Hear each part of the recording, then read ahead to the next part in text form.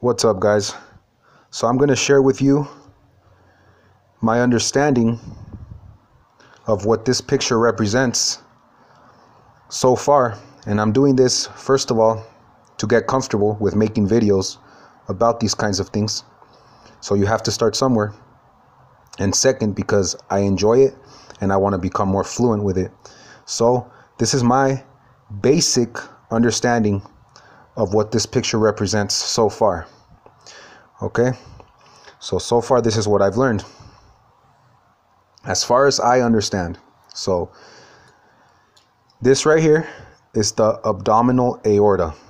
Okay, the abdominal aorta starts right after T12 vertebrae, which means you have vertebrae in your spine and they are basically named or numbered. So after T12 vertebrae, the abdominal aorta begins. Okay. From the abdominal aorta, immediately a branch called the celiac trunk arises anteriorly of to the abdominal aorta. So in front of the abdominal aorta, a branch arises called the celiac trunk. Okay, the celiac trunk, the abdominal aorta provides oxygenated blood to the organs of the abdomen, basically your digestive organs, as far as I understand. So as soon as the abdominal aorta starts, a branch called the celiac artery or celiac trunk arises. From the celiac trunk, 3 branches arise as well. So from the celiac trunk, the smallest of the branches is called the left gastric artery. The left gastric artery is this one right here. And that ascends towards the gastroesophageal sphincter, which is basically where your esophagus and your stomach connect. And then there's esophageal branches, or an esophageal branch that provides blood to the end of your esophagus and to the beginning of your stomach. And then this branch descends along what they call the lesser curvature of the stomach, so the smaller part or the smaller curve of the stomach, and it connects. Which is called anastomosis. So it connects, or it anastomoses with the right gastric artery. So this is the left gastric and this is the right gastric, and together they provide blood to the lesser curvature of the stomach, which is right here. Okay, so from there, this is the smallest branch, the left gastric of the celiac trunk. The next branch, which is the medium branch of the celiac trunk, is called the hepatic artery. Okay, the hepatic artery goes to the right, and then it gives rise, or it divides into other branches. One of them being the right gastric artery, which I just mentioned connects with the left gastric artery and supplies blood to the lesser curvature of the stomach. But from there, it divides into the gastroduodenal artery and the proper common hepatic. This is called they call it the common hepatic proper, or the proper common hepatic artery. So this is the hepatic artery. This is the proper common hepatic. This is the common hepatic right here, and this is the proper common hepatic, and this is the gastroduodenal. So this one ascends towards the liver and divides into a right and left hepatic artery. So there's the common hepatic artery, the proper common hepatic artery, and the left and right hepatic arteries. The left and right hepatic arteries provide blood, oxygenated blood, to the liver, to the left and right lobes of the liver. On the right hepatic artery, there's another branch called the cystic artery, and that cystic artery provides blood to the gallbladder. Okay, so from here, the gastroduodenal descends and it passes behind the duodenum, which is the small intestine, the first part of the small intestine, and that also connects or gives rise to other branches.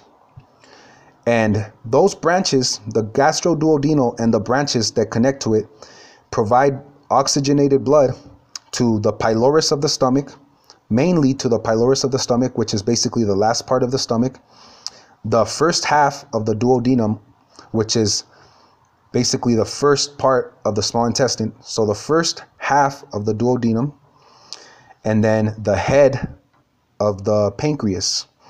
So the gastroduodenal artery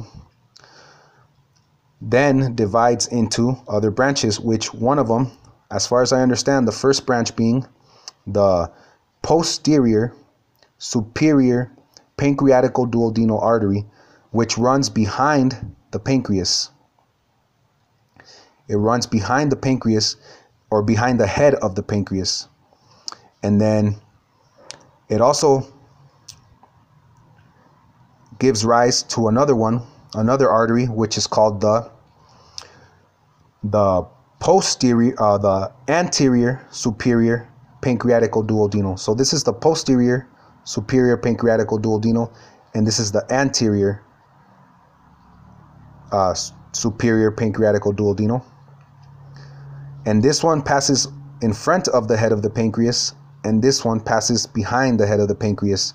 At the bottom, there is the inferior pancreatical duodenal arteries, which they connect with, they anastomose with, and together they supply the head of the pancreas.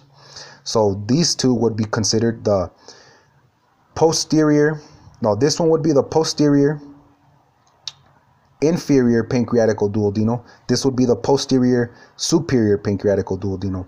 This would be the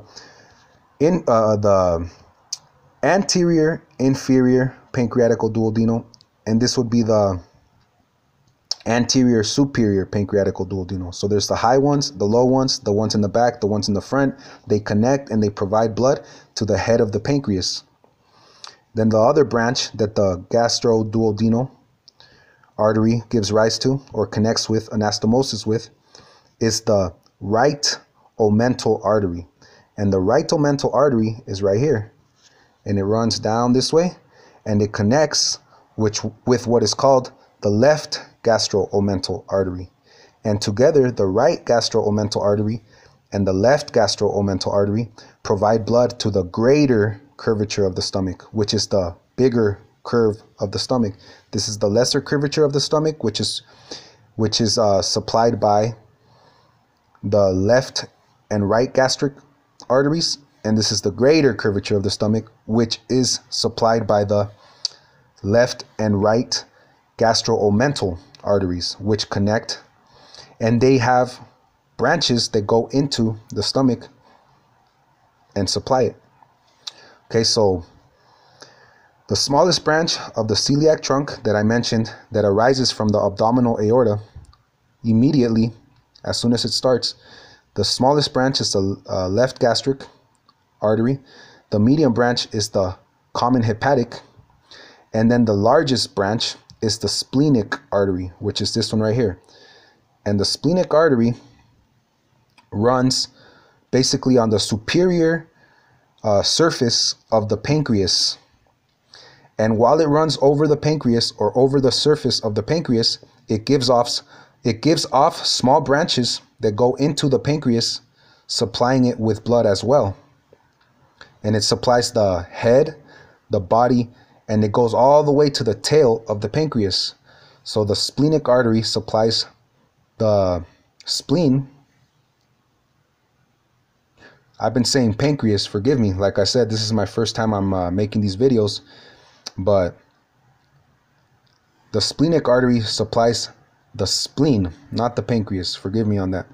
The pancreatical duodenal, which were down here, supply the pancreas. So from there,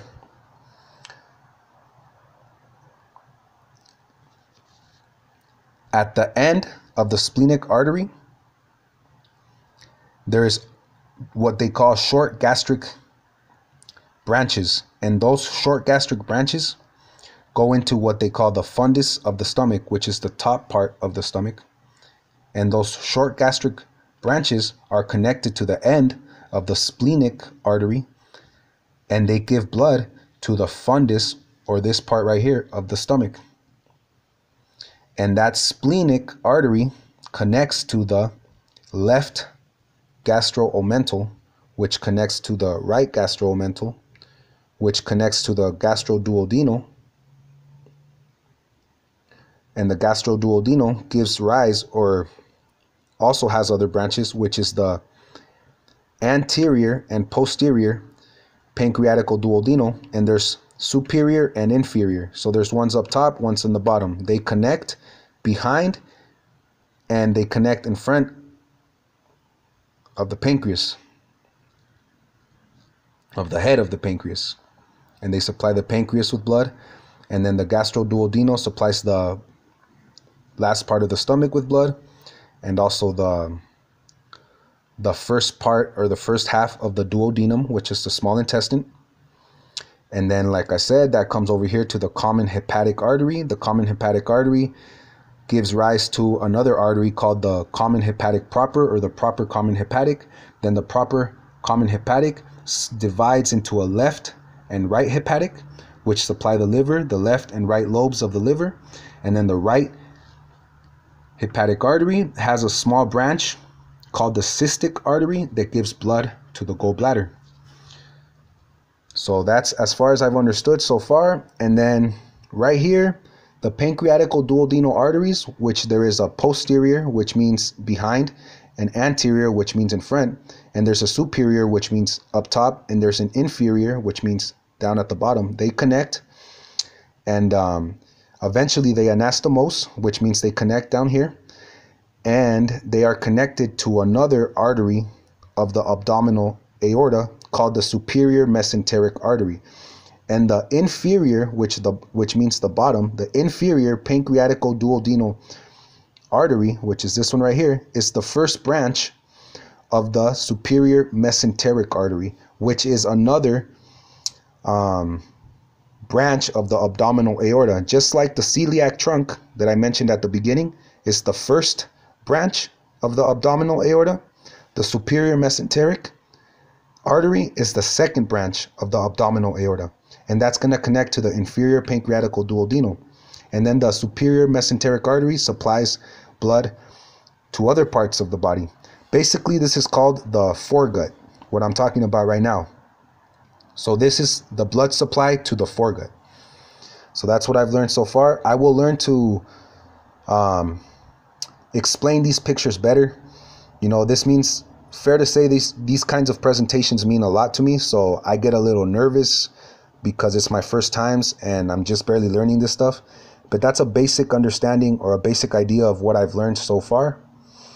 And you know, I want to start practicing. So like I said, celiac trunk, left gastric artery, esophageal branch, right gastric artery, splenic artery, common hepatic, proper common hepatic, left hepatic, right hepatic, cystic artery, gastroduodenal, pancreatical duodenal, one's posterior, one's anterior, one's superior, one's inferior, and then this is the from the gastroduodenal, then it's the gastroomental, the right gastroomental, then the left gastroomental, which connects to the splenic. The splenic has short gastric branches which go into the fundus of the stomach, supplying the fundus. The esophageal branch supplies the I believe it's called the cardia, but it's the first part of the stomach, and then the bottom of the esophagus. And like I said, the cystic to the gallbladder, the left and right to the liver, and that's that. So I'll leave it at that for now, guys. And I'm just, you know, sharing my experience with learning about something very new, and the way I've, you know, progressed and, you know, moved forward with it. So this is my first time. I will get better, and I appreciate anybody who who might enjoy these videos. All right, talk to y'all later. Peace out.